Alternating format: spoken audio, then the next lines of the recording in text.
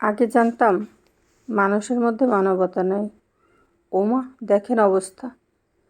এই মাছটার কি একটা অবস্থা দেখেন। ওই করছে কি, এই যে দেখেন কি করতেছে।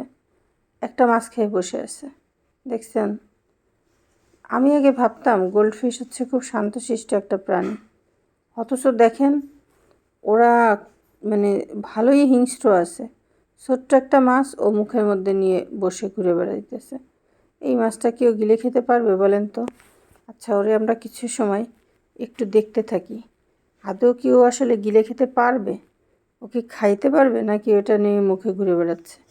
আমি অবশ্য অনেকক্ষণ পরে এই জিনিসটা খেয়াল করলাম। আমি মনে মনে ভাবি, আমার এত মাছ ছিল, এটা কোথায় গেল? এইবার বুঝতে পারছি আমার এই মাছগুলো হারিয়ে যাওয়ার পিছনের উদ্দেশ্যটা কি। আজকে চোর ধরেছি, চোর। এটাকে চোর বলবেন নাকি ডাকাত বলবেন?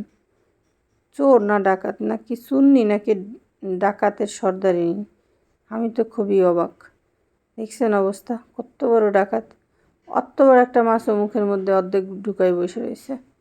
যাই হোক, আমি অবশ্য পরবর্তীতে ওর মুখ থেকে এই মাছটাকে বের করে দিয়েছিলাম, কারণ আমি বুঝতে পারছিলাম ও মনে হয় এটা গিলতে পারতেছে না। এটা গিললেও বাঁচতে পারবে বলেন?